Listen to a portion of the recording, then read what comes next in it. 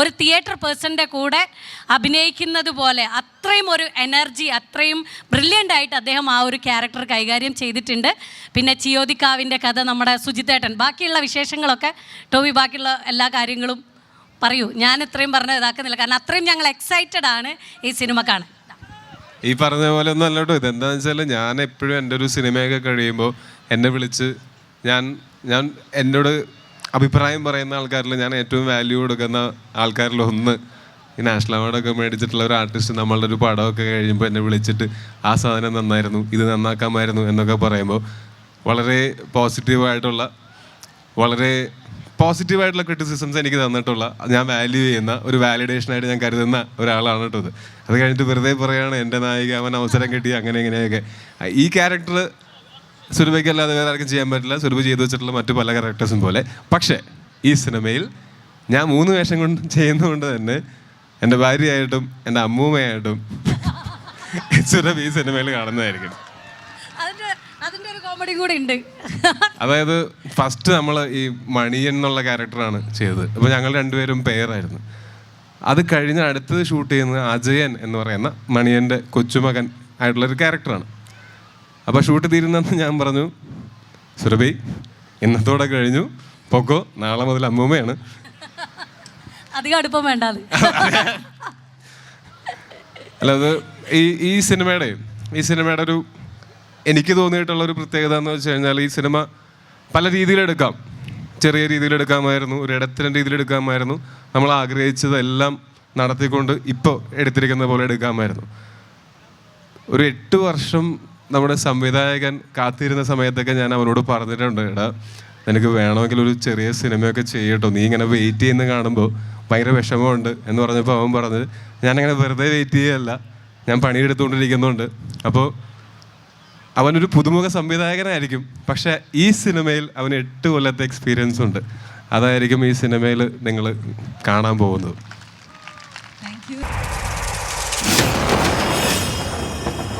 Yes, and that is ARM. Please. കുറേയധികം ചോദ്യങ്ങൾ നമ്മുടെ പ്രേക്ഷകരുടെ അടുത്ത് നിന്ന്, ഇവിടെ ഓഡിയൻസിൻ്റെ അടുത്തു നിന്നൊക്കെ റെഡി ആക്കിയിരിക്കുന്നുണ്ട്. ബട്ട് ബിഫോർ ദാറ്റ് എനിക്ക് കുറച്ച് കാര്യങ്ങൾ ചോദിച്ചറിയാനുണ്ട്. ഒന്നാമത്തെ കാര്യം, ആദ്യം ഒരു പരിഭവമാണ് ടോവിനോട്.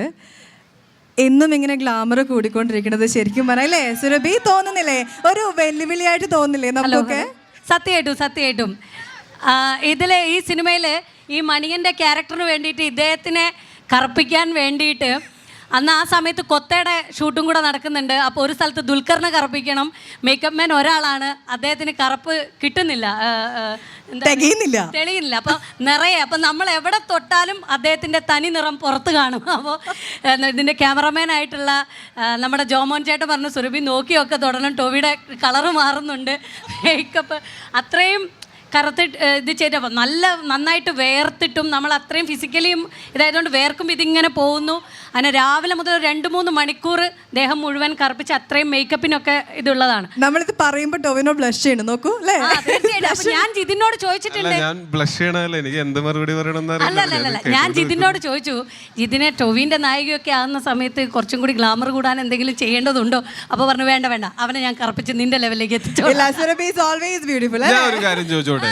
സുരഭിക്ക് എന്താ ഗ്ലാമർ കുറവ്? സുരഭിക്ക് ഗ്ലാമർ കുറവാണോ? അല്ല കേട്ടാ, ഇനി ഇത് പറയരുത്. Jokes apart. അപ്പോൾ എന്തായാലും ചോദ്യത്തിലേക്ക് പോവാണ്. മലയാളം ഫിലിം ഇൻഡസ്ട്രിയിൽ, മലയാളം സിനിമയിൽ ഒരുപാട് കള്ളന്മാർ വന്നിട്ടുണ്ട്, ഐക്കോണിക് കള്ളന്മാർ അല്ലേ? മീശമാധവൻ, കള്ളൻ പവിത്രൻ, അതേപോലെ കായംകുളം കൊച്ചുണ്ണി. എങ്ങനെയാണ് ഈ ഒരു ARMലെ അജയൻ്റെ മോഷണം വ്യത്യസ്തമാവുന്നത്? അതറിയാൻ സെപ്റ്റംബർ 12-ാം തീയതി തിയേറ്ററിലേക്ക് പറയില്ല, നിങ്ങൾക്ക് 3Dയിൽ അതെന്താണെന്ന് മനസ്സിലാക്കാം. അല്ല, അങ്ങനെ വലിയ അവകാശവാദങ്ങളൊന്നുമില്ല. അങ്ങനെ മറ്റു കള്ളന്മാരിൽ നിന്ന് വ്യത്യസ്തമായിരിക്കുമെന്നൊന്നും എനിക്കറിയില്ല. മോഷണം തന്നെയാണല്ലോ ചെയ്യുന്നത്. പക്ഷേ ഈ സിനിമയിൽ 3 കഥാപാത്രങ്ങളുണ്ട്. ഒരു 17-ാം നൂറ്റാണ്ടിലെയൊക്കെ ഒരു യോദ്ധാവ്, ഒരു വാരിയർ കം സോഷ്യൽ റിഫോമറും, ഒരു 1950കളിലെ ഒരു കള്ളൻ, ഒരു റിബൽ. അതാണ് മണിയൻ എന്ന് പറയുന്ന ഈ കഥാപാത്രം. പിന്നെ മണിയൻ്റെ കൊച്ചുമകനായിട്ടുള്ള ഒരു 1990കളിലൊക്കെയാണ് ആ കഥ പറയുന്നത്. അജയൻ എന്ന് പറയുന്ന ഒരു PSC ഗ്രാജുവേറ്റ് ആയിട്ടുള്ള ഒരു ട്യൂഷൻ മാഷ്. ഈ 3 കഥാപാത്രങ്ങളാണ് കേട്ടോ ഈ സിനിമയിലുള്ളത്. ഇപ്പം നിങ്ങൾ കണ്ട ടീസറിൽ മണിയൻ മാത്രമേ ഉള്ളൂ. ഇനി 2 ക്യാരക്ടേഴ്സും കൂടെ ഞാൻ ഈ സിനിമയിൽ ചെയ്തിട്ടുണ്ട്. അപ്പോൾ കള്ളൻ മാത്രമല്ല, യോദ്ധാവും ട്യൂഷൻ മാഷും ഒക്കെ ഉണ്ട്. റൈറ്റ്. അതേപോലെ തന്നെ എനിക്ക് തോന്നുന്നു 1984 മൈ ഡിയർ കുട്ടിച്ചാത്തൻ ആദ്യത്തെ 3D മൂവി ഇന്ത്യയിൽ റിലീസാവുന്നത്. ഇപ്പോൾ ദാ ഒരു 3D മൂവിയുടെ ഭാഗമാകുന്നു. ഒരു പാൻ ഇന്ത്യൻ സ്റ്റാറായിട്ട് സ്റ്റാർട്ട് ചെയ്യാനുള്ള ബിഗിൻ ചെയ്യാനുള്ള ഒരു യാത്രയിലേക്കാണോ പോക്ക്? അല്ല, ഈ 3D സിനിമ ആരൊക്കെ കുട്ടിച്ചാത്തൻ തിയേറ്ററിൽ നിന്ന് 3D കണ്ടിട്ടുണ്ട്? ഞാൻ ആദ്യം 3Dയിൽ ആ സിനിമ ഇറങ്ങുന്ന സമയത്ത് ഞാനും ജനിച്ചിട്ടില്ല. പിന്നീട് അത് റിലീസ് ചെയ്തിരുന്നു.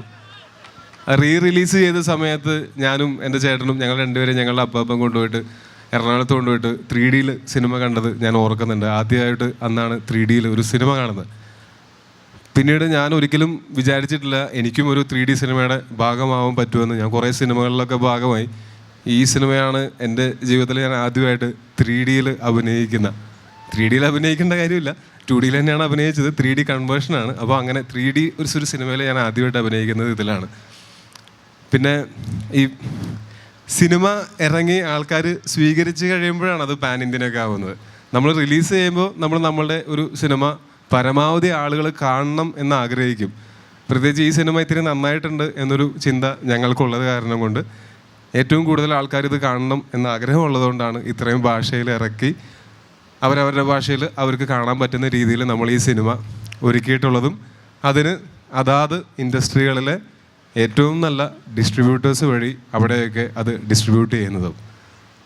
ഞാൻ പ്രതീക്ഷിക്കുന്നത് ഈ സിനിമ ഒരുപാട് പേർക്ക് ആദ്യ ദിവസം മുതൽ തന്നെ കാണാൻ സാധിക്കുകയും ഞങ്ങൾ ഒരുക്കി വെച്ചിരിക്കുന്ന 3Dയിലുള്ള ഈ ഓഡിയോ വിഷ്വൽ എക്സ്പീരിയൻസ് ആസ്വദിക്കാൻ പറ്റുമെന്നും അതുവഴി ഈ സിനിമ കൂടുതൽ ആൾക്കാരിലേക്ക് എത്തുകയും തുടർന്ന് അങ്ങോട്ട് മലയാള സിനിമകൾക്ക് പുതിയ പുതിയ വാതിലുകൾ തുറന്നു കിട്ടുകയും ചെയ്യും എന്ന് ആഗ്രഹിക്കുകയാണ്, പ്രതീക്ഷിക്കുകയാണ്. ആഗ്രഹിക്കുന്നതിന് കുഴപ്പമൊന്നുമില്ലല്ലോ, നടക്കട്ടെ. അതിൻ്റെ ഒരു കണ്ടിന്യൂഷൻ ആയിട്ട് തന്നെ ചോദിക്കട്ടെ, ഈ 5 ഭാഷകളിലും ടോവിനോ തന്നെയാണോ ഡബ് ചെയ്തിട്ടുള്ളത്? അല്ല, കൊള്ളാവുന്ന ആൾക്കാരെ വെച്ച് ആ ഭാഷകളിലൊക്കെ ഡബ് ചെയ്തിട്ടുണ്ട്. Okay, alright. And Surabhi, Kumari എന്ന മൂവി ചെയ്യുമ്പോൾ ഒരുപാട് നമ്മൾ കണ്ടിട്ടും കേട്ടിട്ടുണ്ടായിരുന്നു 3-4 മണിക്കൂറത്തെ മേക്കപ്പ് എഫേർട്സ് അല്ലേ? അതിൽ നിന്നും അതുമായിട്ട് സാമ്യമുള്ളൊരു മൂവി, ആ ഒരു എഫേർട്ട് തന്നെയാണോ ARMലും നമുക്ക് കാണാൻ പറ്റുക?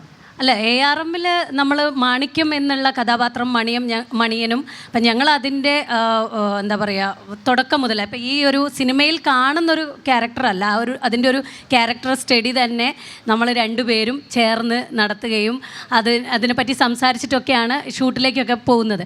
അത് കഴിഞ്ഞ് പിന്നെ ഒരു അമ്മൂമ്മയായിട്ടാണ് പിന്നെ വരുന്നത്. അതിന് ഈ പറഞ്ഞതുപോലെ ഒരു 3 മണിക്കൂർ ചുളിവും കാര്യങ്ങളും ഒക്കെ വരുത്താൻ വേണ്ടിയിട്ട് മേക്കപ്പൊക്കെ ചെയ്തിട്ടുണ്ട്. അത് നല്ല ചൂട്, കാക്കയ്ക്ക് പോലും വിശ്രമിക്കാൻ ഒരു ഇവിടുന്ന് അത് പറയുന്നതിൽ ഒരു അർത്ഥമില്ല ശരിക്ക്. സോറി, ഞാൻ പെട്ടെന്ന് കേരള ആണെന്ന് തെറ്റിദ്ധരിച്ചു പോയി മലയാളികളായതുകൊണ്ട്. അപ്പോൾ അതുപോലുള്ള ഒരു മൊട്ട കുന്നിൻ്റെ മുകളിലാണ് നമ്മൾ ഷൂട്ട് ചെയ്യുന്നത്. ആ സമയത്ത് ഇതെല്ലാം അങ്ങനെ മേക്കപ്പ് എല്ലാം അങ്ങനെ ഒരു 2 മണിക്കൂർ കൂടുമ്പോൾ ഇങ്ങനെ ചെയ്തുകൊണ്ടിരിക്കണം. അപ്പോൾ എനിക്ക് മാത്രമല്ല, ഞങ്ങളെല്ലാവരും അത്രയും എല്ലാ ഗെറ്റപ്പിലും. അജയനിലാണ് കുറച്ചൊരു ഗെറ്റപ്പിൻ്റെ കുറച്ചൊരു ഇതുള്ളത് അല്ലേ.